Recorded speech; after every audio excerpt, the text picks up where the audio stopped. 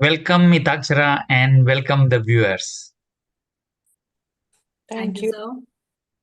So, I'm happy to present Mitakshara Srigaonkar to all of you. She's expert in project management. She's also into NLP, soft skill training, and very passionate about tarot reading. So here you are, and I think people want to listen to you. So I'm not going to take a lot of time. I want you to share a lot about you while you are talking about the subject today. I find the topic today very interesting because what it says is how can you use project management principles into L&D space. I think it is a unique topic. No one has really touched it in depth the way I'm expecting you to do it. So over to you, and all of us are eager to listen to you. Sure, Lisa. First of all, Mr. Arun Chitlangia, thank you so much for bringing me on this forum here. I would like to tell all our listeners and viewers who watch this video later on that I have been a part of Association of Trainers, fondly known as AOT, since 2019. I remember I'm meeting Mr. Arun Chitlangia spontaneously, and I got a contact from somebody, and I contacted him, and he said that, hey, we are meeting, why don't you join us? And that at that very instant I became a part of this group. And I must say that this group has really given me a lot of learning and also some opportunities. So very quick background about myself. I've been into this field of consulting, project management, training, a little bit of coaching, which I'm now growing for the working professionals and business owners, and of course I couple it with tarot, NLP, and management principles. I've been doing this independently since the past 5 years, but the whole essence of project management within me comes from my work experience with the pharmaceutical field till 2018. And the reason why I'm really putting in my passion and energy towards this session today is because when I was working as a project manager, I realized that every work, every kind of task, or every assignment that you do, whether it is considered to be a classical project or not, it can still be considered. We can look at it as a mini project, and if we try to understand different concepts of project management and try to apply it to anything that we do, we can definitely make it successful rather than spreading our energy and efforts all around. I remember I had touched upon these points long back during the COVID times when we were online. But again, today, in this session today, I would like to bring some new concepts, some new findings, and some new insights and my experiences to light. Okay, so just to reiterate, the topic for today is use of project management concepts for anyone in the learning and development field, so that we can try and make our training deliveries more effective. And this is specifically more useful for all freelance trainers, all freelance facilitators who are just out in the field. And I sincerely hope that they can take something out of this session to uh, be a bit careful and try to apply in to whichever clients they can offer to. Okay, so with your permission, sir, I'm starting my screen right now. Just a moment. Can you let me share my screen? In the meanwhile, hi, welcome, Maya. It's been a while since we spoke to each other. How have you been? Fantastic. Thank you. How are you? I'm good too. Thank you so much. Thank you. Sorry, I can't be on camera right now. Nah, that's okay. That's okay. And while my screen sharing is enabled till now, I would like to share that today it's not just about me talking, but I would also like to have the views of whoever joins in today for our live meeting here. Because like me, there are many people who have had experiences. We have learned from our experiences. So yes, I look forward to even listening to other people. And we have someone else joining in, Mr. Bhavik. Hi, Mr. Bhavik. Hello. Yes. Hello.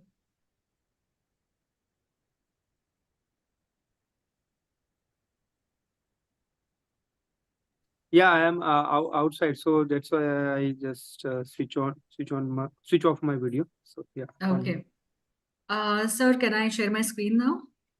I'm trying, but I'm unable to do that. Okay, no worries. I'm still trying. Okay, nonetheless, for whoever is present right now, let me ask a few questions to all of you, Maya and Bhavik here. So I would like to ask you, being freelance trainers or as working professionals in this field of learning and development, what are the key challenges that you have faced till now, and which is the most burning challenge that you can talk about? Onboarding new clients. Onboarding new clients, okay. So, Maya, are you just a freelancer like me, or do you own a company where you are working with other trainers as well? I'm doing both. I myself jumped back into training after a gap of many years Mm-hmm. as a corporate trainer, and I also have a team of trainers who take care of basic communications and English speaking. So I myself is also a trainer, business communication. Fantastic. Yeah. Thank you. Thank you so much, Maya. Yes, Bhavik, what about you? I think the same problem for me. So onboarding new clients or new any companies and assignments. Yes. Mm-hmm. All right. So, Arun sir, sorry, Vitaksha, can I just interrupt? Arun yes, sir, can please. you make Vitaksha the host? Once you make her the host, she'll be able to share the screen. Done. Yeah. Done? Once- Yeah. Okay. All right. Here we go. Perfect. Now I can. All right. So yes, this is the topic for today: project management concepts for the learning and development field. Now, like we said, Maya and Bhavik, they were mentioned about their key pain points about onboarding new clients and ensuring that everything goes on smoothly and all. So yes, that is a basic, fundamental problem for all the trainers, because there is a lot of negotiations which go on. And as we know that many people do make inquiries for the learning and development programs, but as per the funnel, you can say many programs do not really end up successfully there, and some of them even don't start. But anyways, that's usually the case where we've been told. I was a student of marketing back when I was doing PGDM, and we were told that out of 100 clients that you approach, maybe 10 will turn out to be successful, and that's the rule of the game. But today's topic is that once when we are actually coming through, when we are actually getting deeper into the client queries, how do we really make sure that our program will be a complete completed successfully. So with that, I'm just about to share with you some key pain points here. Just a minute. Yeah. So first of all, looking at trainers' pain points, obviously there is uncertainty. Then we are not getting sufficient feedback from the contract givers. Requirements sometimes are not quite clear, because that is the most important thing. If our requirements are not clear, we definitely end up into the content which is not suitable to the purpose of the program. And sometimes there's lack of support from the contract givers. Sometimes there's a huge gap in the different stakeholders who are present at the customer's end. Financial considerations continue to be the pain points here. And of course, last but not least, the communication gaps which may occur. Now, all these things together can end up creating a huge burden on the trainer.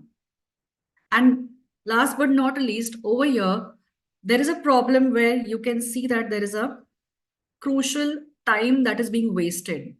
And I always say, as a person who has been into operational productivity, mentoring sessions for business owners, as a person who has been into project management, I always keep on saying that time is a most important resource. And that time can never come back once when it is past. See, it's not like any loss in a business that can be recovered later on. Time is the only resource which can never come back. And that's the reason why I always stress upon one point, that to ensure that we do not end up losing out on our productivity here, on our personal productivity, it is always necessary to structure our things in a proper place. Now, while I move to the next slide, any points on these things from the audience out here?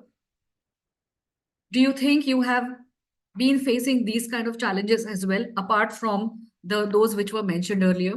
Yes, yes. True. Yes, Bhavik, absolutely. So coming to the next slide here, I would like to tell you that every project has a start and an end. And how does it translate to any learning and development assignment? Obviously, there is a start where we start getting the client inquiries.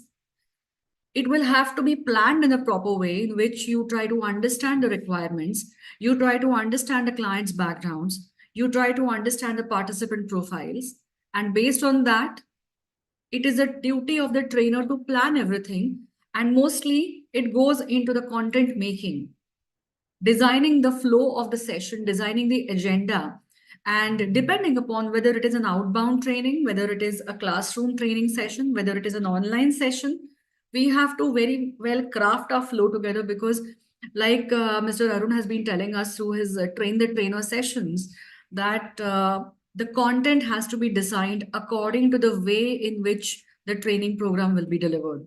If it is online, the kind of exercises will be different. If it is on site, the kind of activities will have to be designed in such a way. So that goes on in planning.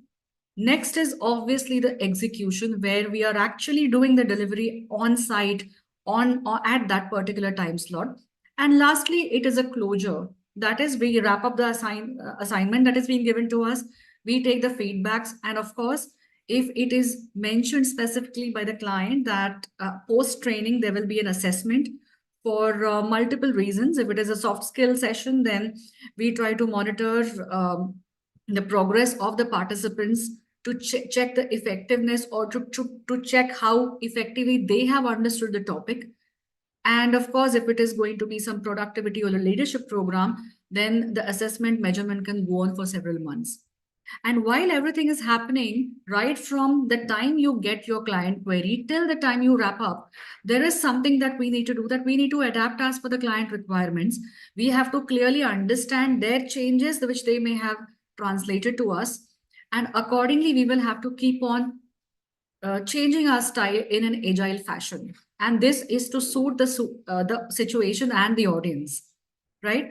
So the project life cycle, which I'm referring to here, has been drafted by the Project Management Institute USA. It says that the project management life cycle is divided into 5 phases. That is the initiation, the planning, the execution, the closure. And while this is happening, there is a monitoring and controlling which continuously keeps on happening right from the time you start till the time you finish. And of course, till the time you hand it over. Now, at every single stage of this, we will be facing challenges. So the points which were made some time back, that onboarding new clients, that itself is a very big challenge in the initiation stage, because multiple clients come, they have unclear requirements. They will have definitely a huge list of requirements, out of which even possibly they don't know why they want it. So we as trainers need to put on our coaching hats and ask the question, why are we doing this? Because the first thing that we need to do is define the purpose, define the goal of the learning and development assignment that is going to come to us. Of course, coming on to the next stage, when we are planning the content, there is going to be a major challenge, where while planning, if we are constantly getting newer requests, we will have to decide when to really draw that line and tell them that, okay, fine, now please decide what you want, because our content making can really be altered several times. And of course, there is a loss of time in that. The third stage, that is execution. Now here, there are different set of challenges out here. What happens? I'm sure most of this kind of situation has been faced by multiple trainers out here, that we have been given a particular brief. We have been told that we will be delivering our session to a certain type of audience. But there is a huge surprise waiting for us, that we end up talking to a different set of participants. The participant profile is completely different. Now tell me, how many of us have actually faced this issue? That we have been told that the thing would be for freshers, whereas senior people turn up, or vice versa. Happened many times it has happened. Multiple times. Yes. Yes, Bhavik. Yes, Dhaval. Yes, Maya. Have you faced this before? Yes, yes. Absolutely. And last but not least, during the closure, that is one major point where all our trainers will be literally having palpitations in their heart, because now it's a time for feedback. How did you like it? Was the training effective? Yes. Now, when I was a young trainer, I mean, when I say young trainer, a couple of years back, I used to literally feel nervous at this stage, no matter how effectively I've delivered, because ultimately it is a people who are going to give you the feedback. And I have also got this kind of insight from multiple other trainers, that some participants, some contract givers, some clients will actually end up saying that, hey, we did not like this program. This program just was not suitable to what we expected, right? Now, let me ask you one thing. Why is all this happening? What could be the reason why this particular feedback could be received by the trainers from the clients?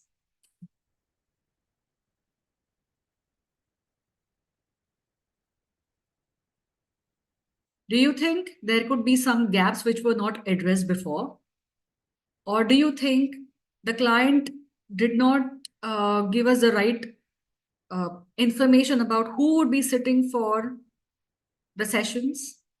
Or there were certain requirements which were to be met before the training initiated? It could be multiple reasons, right? So And in that is my view, exactly. Mita, many times what happens is that with all good intention, HR is HR. They're not always in the line business. So sometimes they may not be aware, and lack of information or misinformation may happen. And this yes, we have to face this. Absolutely. And that is exactly where we as learning and development people in this field, whether we are trainers, whether we are coaches, whether we are facilitators, we have to pay attention to this monitoring and controlling phase, where we have to keep on asking the questions and keep on verifying that, hey, this is how we are going. Are we online? If not, please let us know right now, so that we can make those adaptations according to your requirements, right? And with this, let me share with you one particular experience that I just had right now. And of course, this particular session that I conducted recently had brought me some pretty good feedback. But some surprises were waiting for me. I never knew that there were some super senior people also going to be present in my training session. Of course, this client was pretty good. It did not really create any problems in my session completion. But definitely, every training program does give us some sort of learning lessons, right? So the brief that was given to me, that I should be delivering training sessions to this training session for 6 hours to a group of people who should be using project management concepts to ensure better delivery of their work, to improve the productivity. Now, the first challenge was obviously, but that challenge was known, so I could mitigate that well in advance. That I was supposed to give project management workshop session to the people who are not into classical projects. They were completely into the manufacturing operations. So obviously, I had to modulate my thing, because if I did my training program just the way I would do it for a PMP based structure, obviously they wouldn't be able to relate to it. So I had to adapt this thing completely as per their requirements. So that made me first study the company profile, understand even the industrial sector in which they operate into, right? Making the content flow, designing the whole agenda was not really a big challenge for me. But during execution, just one day prior, the client asked me that, hey, you know what? Our conference room is not going to be available for the first half. So will you be able to continue it in some other common seating area in our office? I said, let's do it. Let the audience feel comfortable. I will be able to do it anyhow.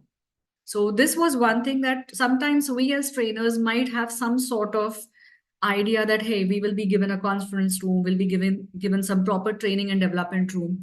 But as a trainer, at that time I realized that no matter where we are expected to speak, if we are thorough with our content, and if we are able to keep our participants engaged, then it doesn't matter whether it is the garden in which you are sitting, whether it is a common lobby where you have to present, whether it's a cafeteria, whether it's a common game room, or it's a conference room. So this is one fun experience I had during the delivery. That was the execution stage. And of course, while closure also, I had some feedback that the people who were there, they were expecting some higher level concepts. But obviously, a year I took the feedback. It was a learning lesson for me as well. That if something like this happens, then at least we should have our toolkit ready. We should have our arsenal ready so that if they give the feedback that time, we can quickly shift our content to something else by taking the common consensus of the audience. So this was about the project life cycle. Now, I would like to draw your attention to the key 10 elements of project management, which we typically consider while designing any project. And let us discuss as to how these will be applicable in our learning and development field. Okay, are we ready? Can I move forward? Sure. Thank you. Okay, so now coming to the different elements, the first and the foremost thing that we should consider is the stakeholders. Now, in common projects, stakeholders are all those entities who will be impacting our project either in a positive or a negative way, and some of them also get impacted. So, from the training perspective, who will be our stakeholders? The first is the learning and development managers who are creating that need, who are coming up with that requirement about a certain training program. Second would be the contract givers, because they will be the ones who will be signing off on our commercials, on our agreed rates for the development, for the training and development program. And last but not the least, the very important stakeholder group is the audience, the participants. Eventually, it is their feedback which matters, along with the feedback of learning and development managers. I'm sorry, because what happens is if there is a conflict between these three stakeholder groups, then we as a trainer, we as a facilitator will always face the heat. Now, let me ask you, how many people have faced this before? That there is a conflict between the L&D managers, they are coming up with a requirement. The contract givers have some different idea, where the audience, they have a very complete different picture as to what's happening. Anybody? Yes, happens sometimes. Yeah. So this is happening not just for those one-day workshops, but even in some longer duration programs where we as facilitators or training managers or as trainers would be having a contract with. And this is something which I've heard from a couple of friends, that they have been assigned a particular contract, a particular program through a contract, where according to the contract, the roles and responsibilities are clearly mentioned, but that is from a third party, whereas the client is completely different. The client's audiences are completely different. And there is where the constant feedback, which often is not that positive, creates a very heavy burden on the training and development people. And that is where identify the first identification of the stakeholders is important, and then asking the right questions equally is important so that we can put things on the paper. Yes, Mr. Arun, you've raised a hand. I want to ask you here that in case where the expectations are different from different groups, as you explained, then how to align it? What a trainer should do in that case? So I strongly believe that the training needs and analysis has to be rock solid here, where we obviously have to create that kind of urgency or that kind of necessity, where the main person who's giving the contract or who's expecting us to design the content flow, their word has to be taken into consideration. because eventually the audience, they are going to be giving us the feedback definitely, but it is the contract givers whose feedback also matters a lot. Because if they have a negative feedback, then obviously there's a very less chance that we could get a repeat inquiry from the customer, right? So here I feel that to the extent possible, try to engage with all the three groups. If that is not possible, at least ensure that at least two of these people are present in the TNA meeting so that both their expectations are aligned. And this has happened with me in one of the pre-training pre-contract phase. I should say, I was introduced by some person who is acting as an ad hoc HR in that company. Then there was a person who was looking after all the learning and development activities, and that person, they were also the executive assistant to the CEO. And then there was one group head who wanted this kind of arrangement. What I noticed is that in the pre discussion meeting, I observed that there was a lot of conflict going on between those three people at the client's end. And I, as a prospective trainer, had nothing much to say because all I could do is just observe. All I had to do is just let out questions about the why, the purpose, the goal, and for whom are we delivering this. So at least these three questions should be a must. And of course, no matter what we do, it's rare that we will have all the answers 100% correct. But at least this is something that we can do. Now, coming to the stakeholders, if we are trying to crack this, and if we are successful in this, then comes the later part, that is the scope, in which obviously once when our requirements from the different stakeholders and their expectations are understood, there is where our scope can be crafted well, where of course it is the contents, it is the agenda, it is the activities that we will be undertaking. And the contents obviously will be defined according to the nature of the topic. Now, for example, let's consider a very common topic where it's a common essential topic called the soft skills. Now, Maya, I would like to have your inputs on this, right? If we are talking about soft skills for freshers, and if we are talking about the soft skills which are required for the leadership people, Right. I'm sure there is going to be a vast difference, isn't it? Yes. So obviously, we need to understand who are we going to talk to. And that's why Absolutely. if we don't have Absolutely. the clarity on audience, we don't get to know whether we are supposed to teach them basic communication skills, or are we supposed to talk a little bit about the soft skills from the behavioral angle. Would like to have your experience in this. Absolutely. And it's so much necessary that, even you can't design your training program, can't design the flow without having these inputs. In fact, leadership, of course, leadership team on availability, but junior team, I would like to interact with them, have a conversation with them, understand what are their pain points, what are their challenges, and also take a feedback from their line managers and also from HR. So usually what I do is three-way approach. I take one first input I take it from the HR, and then I go to the line managers, and then I go to the participants, the nominated participants.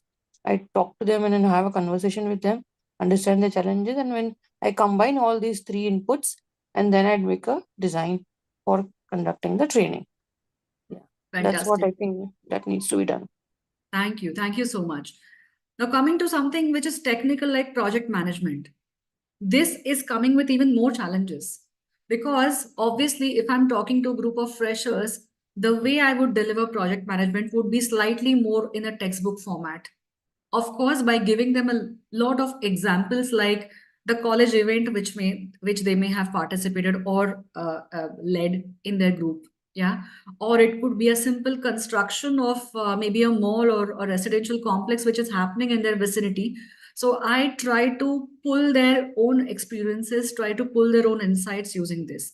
But if I'm delivering project management concepts to something to a group who is experienced, who is actually handling projects, then obviously it will be more of facilitation where we will be expecting them, we will be pulling them into the conversation and making them a part of this learning and development experience, right?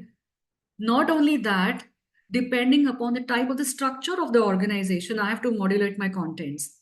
Because if I'm going to talk about project management to an organization, in an organization, to a group of people where there is no project management department at all, then I cannot talk about something where project management, how empowering it is, because it will be a complete misalignment, right? So there is where the scope, agenda, everything can be understood only after the first thing, that is your stakeholders have been understood well, right? I'm sure in multiple examples, in multiple types of trainings, whether it is financial training, whether it is Lean Six Sigma, whether it is Kaizen, whether it is sales, in any field, I'm sure the first thing starts with your stakeholders. The first set of discussion starts with understanding of stakeholders. Now, coming to the third element, that is a procurement, where we are referring to the resources. It starts with everything. Whether we, as a training company, if we are a training company, are we going to book the venue, and are we going to make all the arrangements right from the seating to the props to the food and refreshments and everything? That also is important. Now, if we are freelance trainers, or if we as companies are only going on site on the client's location, then the part of the venue gets completely uh, waived off, because we don't have to bother about that. But in some cases, there might be bigger clients who might expect open programs for their entire group, to fix the venue. Now, this might happen in terms of the outbound training programs, right, where a resort has to be booked or something else has to be conducted, and people need to be seated properly, they have to be housed properly, travel arrangements that need to be made. Now, why this is important is because it will create a connection to the next element, that is a budget for the training program, right? So that venue and the other arrangements need to be completely understood well. The next and a very important point is whether any pre-reads need to be circulated before we initiate the training, before the first training program, the first training session is conducted. Now, this typically is applicable to all the technical trainings like your Lean Six Sigma, project management, and all. So I remember when I was in CIPLA, when I underwent the PMP prep course training, which was a mandate given by the management committee, we were told by the learning and development team well in advance, and we were given those thick PMBOK guides, and we were expected to read them at least once before we end up for the training program. And this was the requirement clearly given by the trainer. Yes, Mr. Arun? Yeah, I would like to add here that giving this pre and post reading material works in multiple ways. First of all, that energy, that momentum builds up even before the program. And they're ready with what they already know and what they would like to know. Post reading material is also important because whatever they have learned, uh, it will be reinforced when they read a summary of something about that. So that's my thought. I would like to just confirm with you that would you agree to this or you have a different thought? No, certainly. The pre-reads definitely help, because then, as you rightly said, it helps to build that kind of momentum to the whole program. And certainly, even the participants know what is to come in the training program in the future. But however, there could be some things which should not be discussed before. Like, for example, if I'm going to use the material and if I'm going to use the same pre-read, I might want to delete out something. Now, for example, let's say I am conducting something like conflict management, or something into behavioral or personality assessment based on the types. I will not give them the questionnaire because that is a psychometric assessment, right? So a psychometric assessment cannot be prepared. They have to answer quickly. So obviously, all this also has to be described clearly as to what to give the participants before and what is to be given just before or just on the day or during that hour of the training session.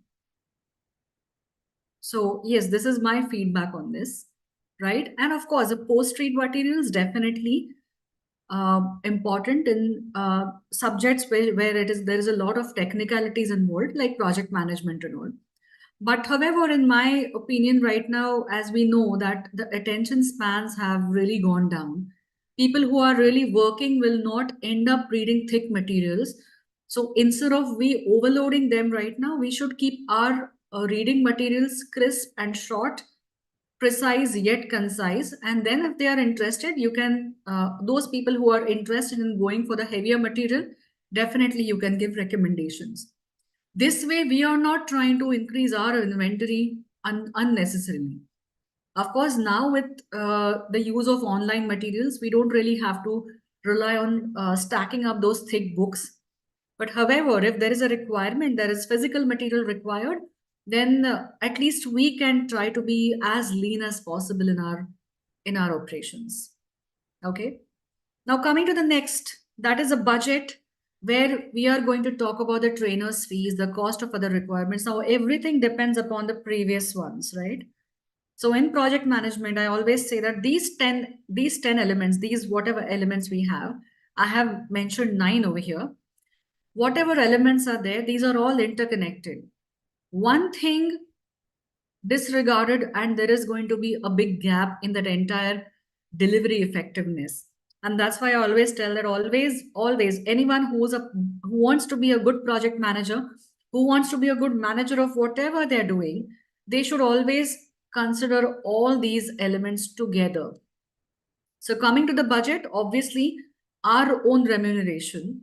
If we are going to travel to another city, then our requirements of lodging and boarding, our travel arrangements, are they going to make it, or we are supposed to spend out of our pockets? Now all this thing we have to be very, very clear. And of course, if there is going to be a venue, any other requirement, then we definitely have to then communicate everything well in advance. Next, the schedule, including the duration and how the program will be spread out.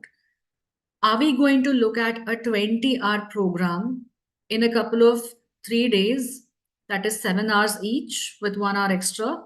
Or are we going to have 4 hours spread over 5 days?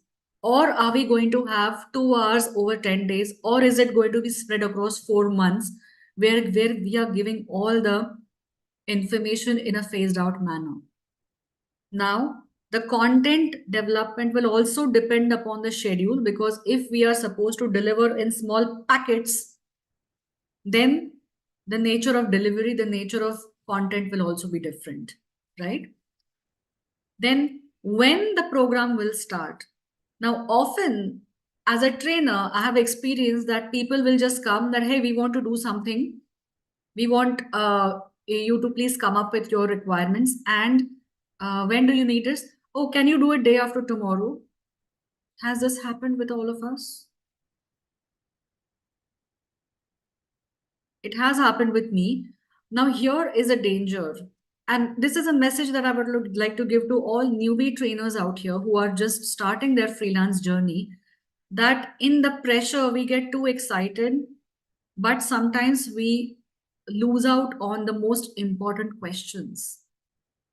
Do not do this mistake, because asking the questions, no matter how much we are in a hurry, is important. Otherwise, the quality will be impacted, right? So here, I would like to share some things that, first of all, before we fix our date, okay, before we block our date for a particular trainer, please make sure that all the previous points have been covered. Okay, because what happens is, and this has happened with me several times before, that we are expected to block a date without having any confirmation. We just are hopeful and we just want to be giving, where we block a date and then the client drops off. Hasn't this happened with all of us at some other point of time in our journey? This is something which creates a lot of demotivation for the trainers. And believe me, as someone who's been through this, we obviously face these problems. And that's why, as a part of AOT, where we are trying to support the growth of new trainers also, this is very important. And unless and until there is a written confirmation where they try to have your your remuneration confirmed. Unless and until all these things are in place, please do not make any commitments. This has happened with some of my contacts as well, that they have gone and prepared everything, and then just one day before the training delivery, their remunerations are slashed by 40%. And these things happen in the industry, and that's the reason why we as trainers have to look at it in a project management fashion, where everything has to be agreed upon before. There has to be a consensus between the two parties. Next, we come on for the risks. These are obviously the challenges that one need to be prepared for. So risks of new participants or unexpected participants coming on time, or maybe risk of possibly you facing some setbacks. So obviously the risk of we being punctual and all that is something which we know already. So time management comes with our training programs as well.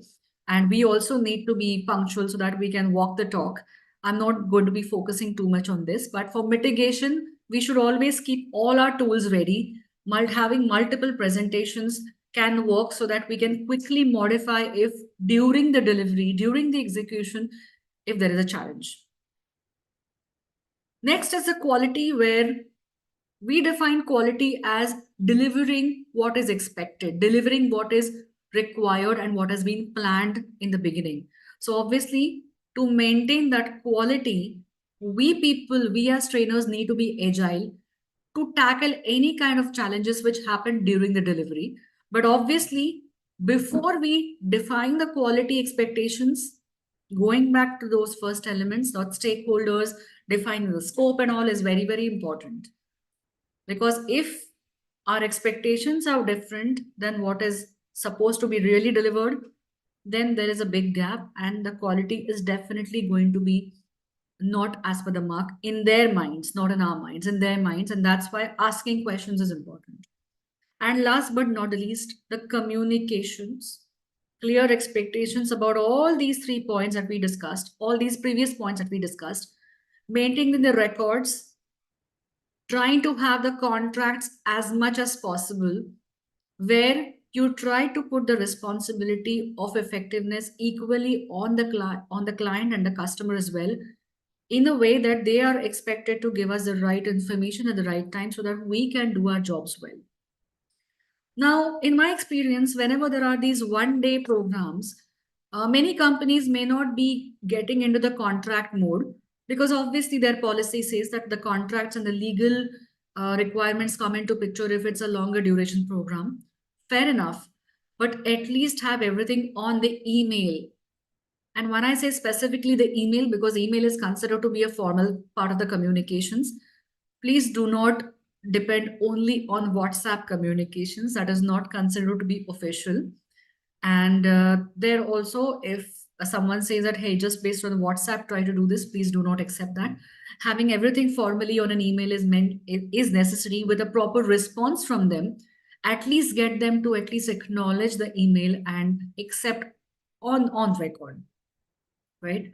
So with this, just to wind up, the major assignments when you're trying to look at a training and development assignment as a project, scope of work, looking at the stakeholders is important. Draft your proposals accordingly, where you can put your thought process, you can give your suggestions and ask them for a feedback. You can ask them to give their own open points so that you can modulate that, and then you can start preparing the content. If you do not have the content ready, it's okay. At least have some written communication on the scope so that you can start working on that. The outcomes, the deliverables, the effectiveness should be done on, it should be crafted only after your scope of work is ready. Then we speak about the pre-reads, the participants' preparations, and the all the prerequisites and all. The post-training assessments, if there are any forms that you need to circulate. Are there any MCQs that you need to take? Are there any quizzes that you need to conduct? Is there any on-the-job assessment that their managers need to do? So all those things need to be crafted out perfectly well before, and for that, your documentation, and most importantly, the terms and conditions are important. Here, I would like to also give some sort of importance to the triple constraints, that is the time, the cost, and the quality. try to give limited content in that limited time, but give quality and give a lot of examples so that they can relate to, rather than dumping too many concepts in a short span of time, because that is definitely not going to work well. This has been my experience in some of my training programs. And last but not the least, the copyright and the content ownership. Now, this is something very few people speak about, but most of the time in those legal agreements, there are these clauses which say that whatever content you develop for us will be our property and you cannot use it for somebody else. Now, in this case, we as people need to be very clear.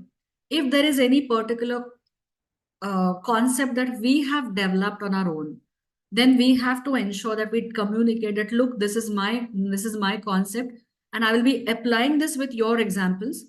I will not use your examples, that's fine, but at least my particular concept, which is my very own development, should be waived off, should be excluded from the from this particular clause of ownership. And of course, the copyrights, definitely when you're preparing your own content materials, please make sure that you do the plagiarism check and all. And this is something which I came across when I was developing the project management concept, when I was trying to refer to the PMBOK guide, which is the gold standard handbook by the PMI. I first had to go on their site and look at the copyrights section, where if I'm going to take their materials as it is from them, then I have to pay the license fee to the PMI. And if I don't do that, then it can create a problem. So definitely, I had to switch my content in some other way where I'm not copying their content. I'm developing my own content for that. I'm not using that. Even if I'm a PMP, I will still be bound to pay some license fee. This was a learning lesson for me. So these are my insights for you. And we still are 10 minutes away from ending the session. So now I leave the discussion open to the participants out here and share your insights and your experiences on this. Thank you, Mitakshara. And what I observe here is that any training assignment is like a project actually. The only difference generally is that when we say project management, the the vision comes as a large project, so many people involved. And here what happens that on one side there is maybe generally only one single trainer or a small training company, and the client side may be a large company. So that's the difference. But in principle, it was amazing to see that the principles are pretty similar, right? Uh, so I want to understand from you that is it just because this also is a project, that's the reason that all the principles look similar, or there is some other thought behind it? Um, okay, so let me attempt to answer this. So like I said, in the beginning that I will just stop my share now, sir. Sure. Okay, so I would like to say that everything that we do ultimately has a goal, has an end goal. And to ensure that we successfully do this, successfully complete our training program, or in this case, in the training program, we have to be absolutely sure as to why we are doing it. Now, in project management, also, the first thing, there is a concept called the OKRs, or the objectives and the key results. So, there is an objective behind starting the project. And of course, now I did not cover these concepts because these were not that relevant. But even before the project is selected, there is a whole lot of analysis that goes behind it as to what is the benefit that we are going to derive out of it. What is the profit that the company is going to make? What is is it going to be a direct benefit or is it going to be an enabling benefit? Now, all these things are considered whenever there are huge sanctions that are being made, whenever huge budgetary approvals that are being made. Now, in companies also, in large companies specifically, they will have a certain budget for the learning and development, right? And these budgets Yes. are clearly charted out in the previous year for the next financial Yes. year. Now, when we as people come in, we should also try to look at things from the client's perspective. Most of the time, the clients may not have a clear idea about what exactly they would want out of this.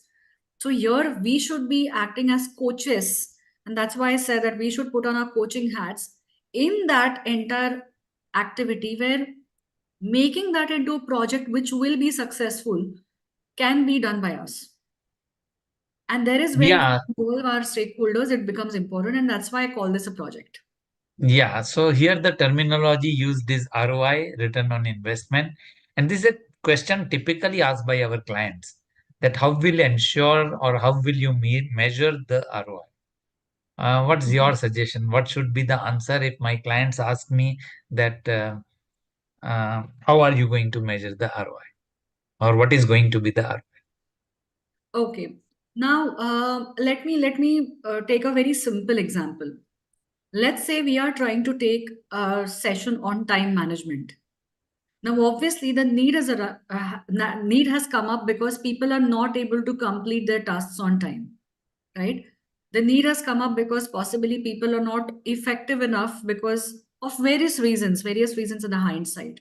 So Hmm. obviously, our job is to first obviously understand their working patterns, understand the gaps first, and there is where the pre-training assessment, as Maya said, that she has to go and talk to people. She might go and talk to some representatives or the participants to understand what exactly are the pain points that they are facing, right?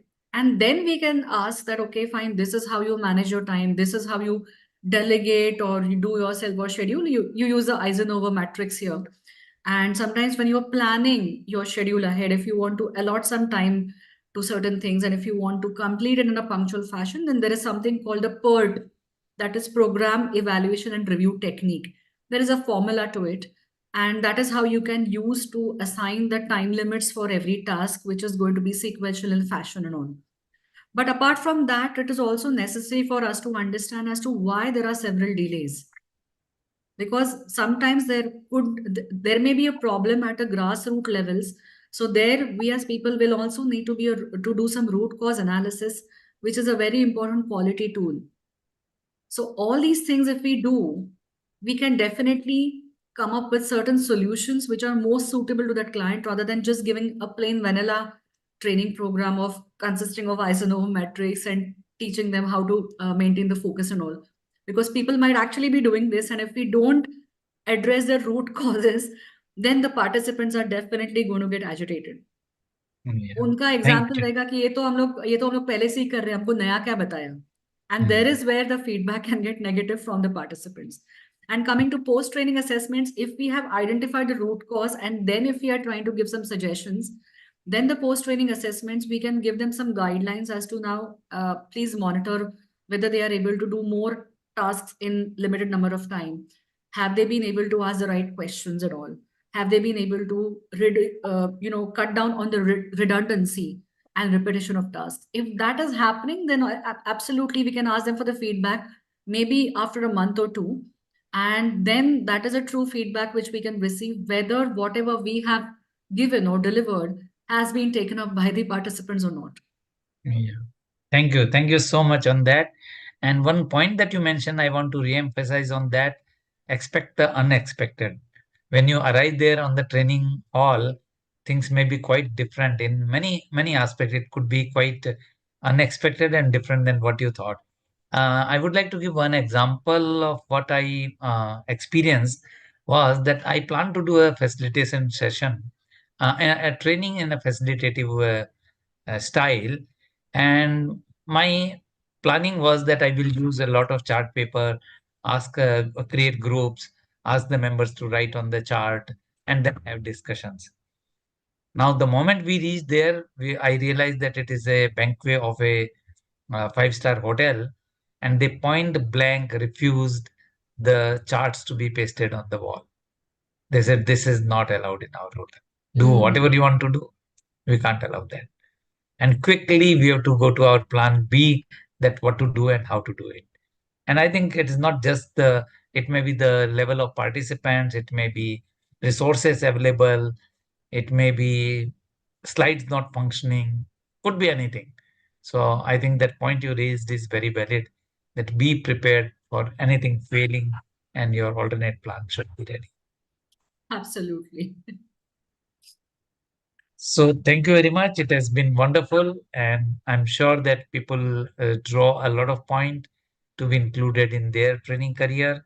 And obviously, when they follow these thoughts, these rules, then they will be able to conduct their training better in a better way. And I think that is the objective of AOT, to help trainers to perform better, to get more business, to make more money, to build a better career. And I'm sure that this would be one small effort from our side to support them, help them, guide them. We would love to have the feedback from all the audience members, all the trainers, AOT members, non-members, everyone. And yes, non-members, I would like to appeal them to join AOT, make this momentum greater, bigger, and the more we are, the more we can support each other. So with that, thank you very much, and all the best to all the trainers, everyone in the fraternity. Thank you. Thank you, sir. It was a Thank pleasure to present this to all the people. Yeah. Anything any of our audience would like to share?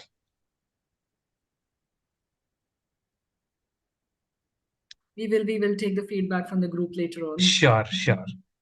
All right. So we have Thank some you. feedback coming up in the chat box. Yes. So thank you, Dhaval. Thank you so much for your feedback out here. And let's hope you can apply some things from this particular session in your respective work.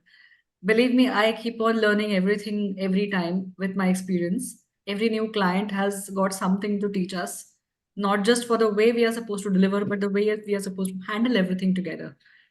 Thank you. Thank you so much. Fantastic, fantastic. Thank you. And let's meet next Wednesday, 9 p.m. once again. Yes, sir. Thank you. Bye.